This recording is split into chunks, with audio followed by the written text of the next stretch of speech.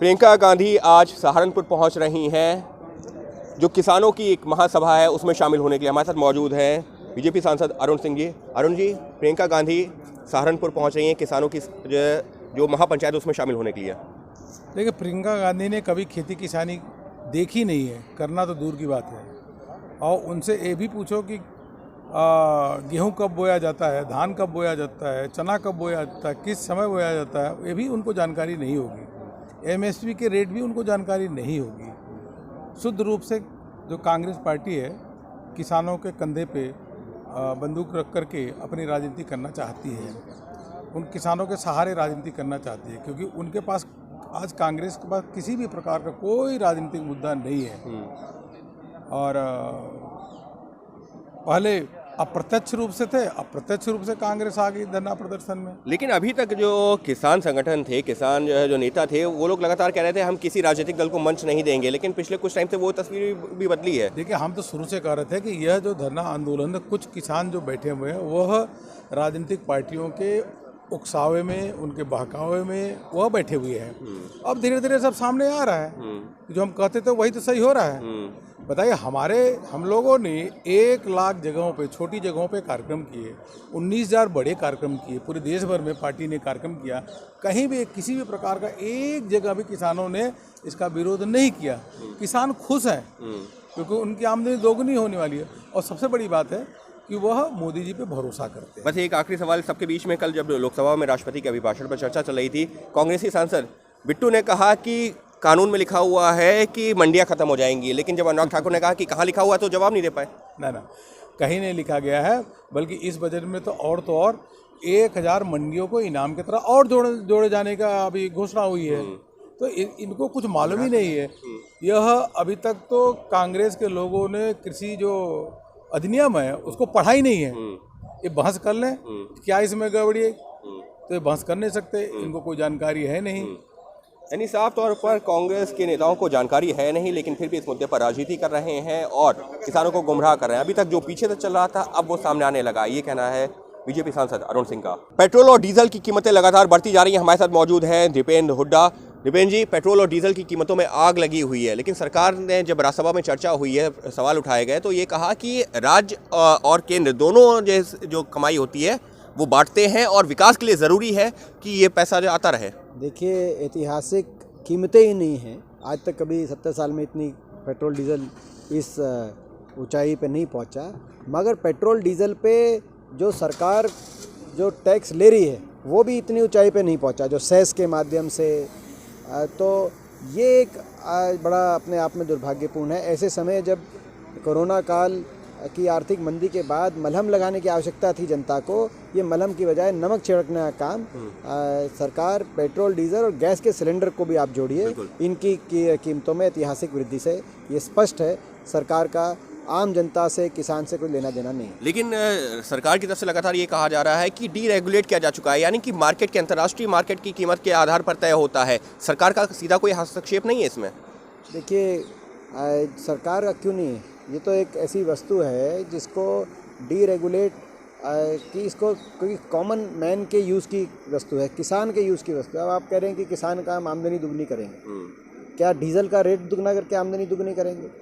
भाव फसल के बढ़ा नहीं रहे, बजट कम कर रहे हैं कृषि क्षेत्र में और डीजल के रेट बढ़ रहे हैं। तो कहने का मतलब ये है कि ये ऐसी चीज़ है जिससे हर हाउस होल्ड का जो बजट है, उनका सारा बजट इस पर निर्भर होता है, इन चीज़ों पर। इसीलिए दुर्भाग्य की बात है कि सरकार की दृष्टि में आम आदमी कहीं जगह दिखाई नहीं देता। लेकिन जो है सरकार की तरफ से ये भी कहा जा रहा है, इससे पहले की भी सरकारें इस तरीके से एक्साइज और टैक्सेस लगा करके कभी इतना टैक्स, सरकारी टैक्स और सेस कभी इतना लगा हो पेट्रोल डीजल और गैस के सिलेंडर पर। तो सरकार तो ये केवल आज तक सबसे ज़्यादा टैक्स और सेस पेट्रोल डीजल गैस के सिलेंडर पर लगा के सरकार ने साबित कर दिया कि ये जन विरोधी सरकार है। जन विरोधी सरकार है क्योंकि सीधा सा असर पड़ रहा है आम आदमी के ऊपर। इस सब के बीच में प्रधानमंत्री ने जो आंदोलनजीवी शब्द का इस्तेमाल किया, उसके बाद में हर तरफ कई लोग ऐसे आए हैं जो ये कह रहे हैं कि आंदोलनजीवी वो भी आंदोलनजीवी हैं और हर एक शब्द के साथ में अब वो जीवी शब्द का भी इस्तेमाल कर रहे हैं। हमारे साथ मौजूद हैं दीपेंद्र हुड्डा जी। दीपेंद्र जी, प्रधानमंत्री ने आंदोलनजीवी शब्द का जो इस्तेमाल किया था, उनका कहना था कि कुछ लोग ऐसे हैं जो हर एक आंदोलन में पहुंच जाते हैं और जिनका मकसद ये है कि आंदोलन चलता रहे। देखिए, ये आंदोलन कुछ लोग या किसी की मंशा पे आप प्रश्न चिन्ह लगाकर इस आंदोलन को एक रंग से रंगने का काम नहीं कर सकते। ये आंदोलन देश के किसानों का आंदोलन। इस आंदोलन में पूरी तरीके से देश का किसान शामिल है। इसका नेतृत्व भी किसान कर रहा है, इसमें शामिल भी क्या किसान है, इसका कप्तान भी किसान है, इसका नायक भी किसान है। तो इस आंदोलन में कोई अन्यथा इसको परिभाषा देकर या किसी अन्य दृष्टि से देखकर सरकार किसान का तिरस्कार करे। लेकिन प्रधानमंत्री ने जो जिक्र किया था वो किसानों के अलावा भी जो कई और लोग पहुंच जाते हैं आंदोलन में सिर्फ अपनी दुकान चलाने के लिए, इस वजह से उन्होंने जो जिक्र किया था। कौन है वो प्रधानमंत्री जी उनके बारे में कहें, मगर आंदोलन के बारे में ये कहना किसान का सबसे बड़ा तिरस्कार है। यानी साफ तौर पर अगर प्रधानमंत्री किसी के बारे में जिक्र कर रहे हैं तो उनको जो है उसका नाम लेकर के कहना चाहिए था, लेकिन अगर सिर्फ आंदोलन जीवी जैसे शब्दों का इस्तेमाल कर रहे हैं तो उससे ये किसानों का भी अपमान हो रहा है, क्योंकि वो ही पिछले कई दिनों से आंदोलन कर रहे हैं। ये कहना है दीपेंद्र हुड्डा का। तेल की कीमतों में आग लगी हुई है। इस वक्त हमारे साथ मौजूद हैं आम आदमी पार्टी सांसद संजय सिंह जी। संजय जी, तेल की कीमतों में आग लगी हुई है, लेकिन सरकार ने राज्यसभा में जब चर्चा हो रही थी, सवाल पूछा जा रहा था, तो सरकार की तरफ से ये भी कहा गया कि राज्य और केंद्र दोनों टैक्स लगाते हैं और विकास के लिए ज़रूरी है, इस तरीके से जो है जो पैसा आता है वो विकास में इस्तेमाल होता है। देखिए, मेरा सिर्फ ये कहना है कि इस वक्त जब लोग कोरोना की महामारी से जूझ रहे हैं और देश अभी धीरे धीरे उस परिस्थिति से उबर रहा है, दूसरी तरफ किसान इतने बड़े पैमाने पे पूरे देश में आंदोलन कर रहा है, ऐसे समय में सरकार को अपनी ओर से राहत देने की ज़रूरत है।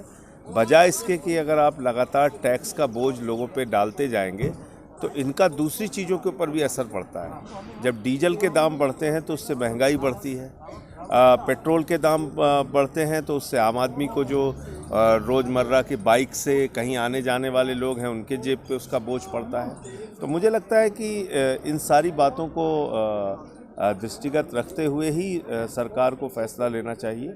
और एक महीने में अगर 10 बार तेल के दाम बढ़ेंगे तो उससे भी कहीं ना कहीं आम आदमी तकलीफ में आता है, परेशानी। लेकिन सरकार की तरफ से लगातार यही कहा जाता रहा है कि ये तो जो है मार्केट गवर्न है, यानी कि जो तेल कंपनियां तय करती हैं अंतर्राष्ट्रीय कीमतों को देखते हुए, तो उसमें सीधे तौर पर सरकार का कुछ लेना। हाँ, ये बात आपकी ठीक है, लेकिन जब अंतर्राष्ट्रीय बाजार में कच्चे तेल का दाम कम होता है उस वक्त उसका फ़ायदा उपभोक्ताओं को तो नहीं मिलता। उस समय जो पेट्रोल डीजल के खरीदने वाले कंज्यूमर्स होते हैं उनको उसकी राहत नहीं मिलती।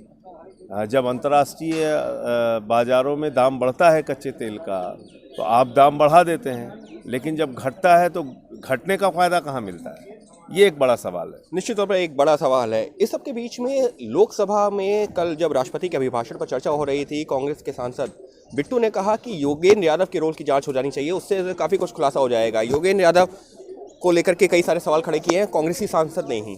देखिए, मैं ऐसा नहीं मानता, और मैं ऐसा मानता हूं कि आंदोलन में जो भी लोग हैं उनकी जो अपनी पृष्ठभूमि है, जो उनका अपना इतिहास है, वो भी कई बार महत्व रखता है, और ऐसे किसी पे आरोप लगाना वो ठीक नहीं है। आंदोलन की विश्वसनीयता है अपनी, उसके प्रमुख तमाम नेता हैं जो कभी भी अभी तक पूरे आंदोलन में आपने देखा होगा, राकेश टिकैत से लेकर राज्यपाल जी से लेकर और भी जितने लोग हैं, उन्होंने कभी आंदोलन में कोई हिंसा के लिए लोगों को उकसाया हो या कोई हिंसा करी हो, ऐसा नहीं है। लेकिन ये सवाल इसलिए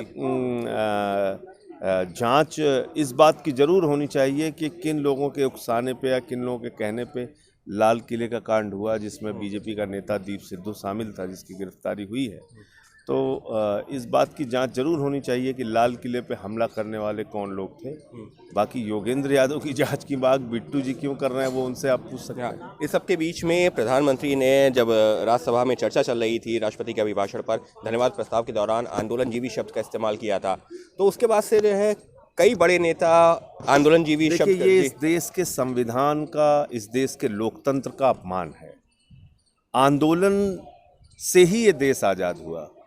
राष्ट्रपिता महात्मा गांधी हों, सरदार वल्लभ भाई पटेल हों, हिंदुस्तान के तमाम वो महान क्रांतिकारी जिन्होंने आंदोलन में हिस्सा लेके अंग्रेज़ों के खिलाफ इस देश को आज़ाद कराया, बाबा साहब डॉक्टर भीमराव अंबेडकर जी ने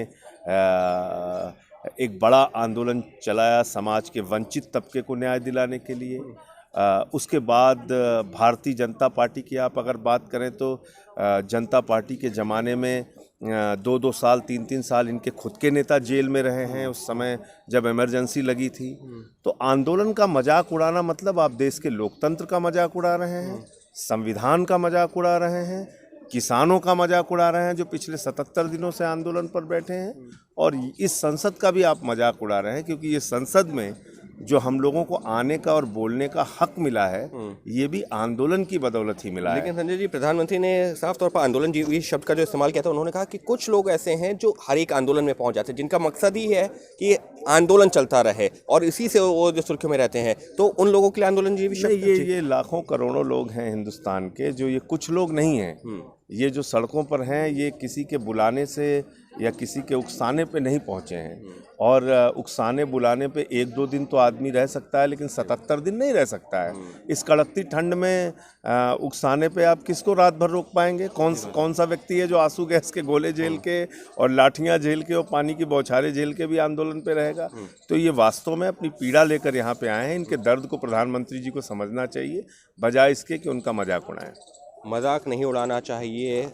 ये जो लोग आंदोलन कर रहे हैं, हमारे देश में आंदोलन होते रहे हैं, और खुद राष्ट्रपिता महात्मा गांधी से लेकर के आज तक आंदोलन की वजह से ही कई लोग आगे भी बढ़े हैं और आंदोलन के चलते ही देश को आगे भी बढ़ा पाए हैं। लिहाजा आंदोलन का मजाक नहीं उड़ाना चाहिए, ये कहना है आम आदमी पार्टी सांसद संजय सिंह का। इस वक्त हमारे साथ मौजूद हैं अनुराग ठाकुर। अनुराग जी, कल जब लोकसभा में चर्चा हो रही थी तो कांग्रेस के सांसद बिट्टू ने कहा कि किसान जो कृषि कानून है उसमें मंडी का जो है खत्म करने की बात है, लेकिन बाद में जवाब नहीं दे पाया जब आपने कहा कि ऐसा कोई क्लॉज नहीं है।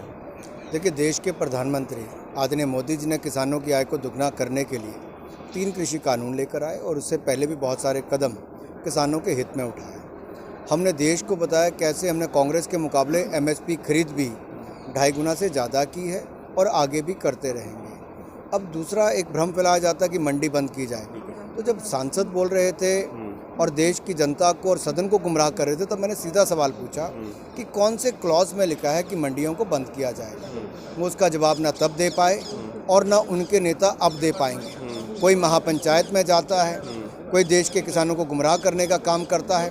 कांग्रेस झूठ की फैक्ट्री है जो किसानों के कंधे पर बंदूक चलाना चाहती है और अपने आंदोलन करना चाहती है, अपने राजनीतिक रोटियां सेक। आपने महापंचायत का जिक्र किया, तो कांग्रेस की नेता प्रियंका वाड्रा पहुंच रही हैं सहारनपुर में महापंचायत, किसान महापंचायत में। तो आप कह रहे हैं कि ये झूठ की फैक्ट्री कांग्रेस की तरफ से चलाई जा रही है, क्योंकि प्रियंका वाड्रा तो वहां पर भी पहुंच रही हैं। मैं सीधे तौर पर कहता हूं कांग्रेस झूठ की फैक्ट्री है, क्योंकि जिस तरह से उनके सांसद सदन में भी नहीं बता पाए, तो इनके बाकी नेता जाके किसानों को क्या बताते होंगे। और अभी तक जो है किसानों के मंच से, आंदोलन से राजनीतिक दल दूर थे, लेकिन पिछले कुछ टाइम से देख रहे हैं कि प्रियंका गांधी, फिर चाहे जो आज सहारनपुर की बात हो, चर्चा ये भी मेरठ में भी जाने वाली है, तो अब किसान आंदोलन के मंच तक भी पहुंचने की कोशिश। देखिए, मुझे लगता है तो किसान भाइयों को ही तय करना होगा, जिन्होंने सदा ये कहा कि हमारे मंच पे किसी राजनीतिक व्यक्ति का स्वागत नहीं है। तो ऐसी क्या मजबूरी हुई जिसके कारण अब ये स्वागत होने शुरू। तो गुमराह किया जा रहा है, आप ये कह रहे हैं साहब? मुझे लगता है जब इनके नेता सदन में ही नहीं बता पाए कि कैसे किसान कानून या कृषि कानून किसानों के विरोध में है या कैसे मंडी खत्म होगी, तो इसका मतलब देश के किसानों को अब तक गुमराह लगातार करने का काम कुछ विपक्षी दल कर रहे हैं। यानी साफ तौर पर वित्त राज्य मंत्री अनुराग ठाकुर का कहना है कि जब सदन में ही नहीं बता पा रहे हैं कि आखिर इस कानून में खामियां क्या हैं, लगातार काला कानून कहा जा रहा है, लेकिन क्यों काला है ये नहीं बता पा रहे हैं, और सदन में ही जब यानी कि संसद में नहीं जवाब दे पा रहे हैं, तो फिर जब किसानों के बीच पहुंच रहे हैं तो उनका मकसद यही है कि इस मुद्दे पर राजनीति करें और गुमराह करें।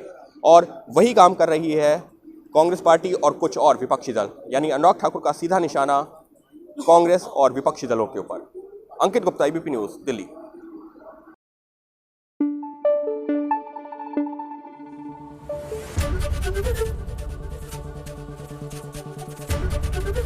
ABP न्यूज़ आपको रखे आगे।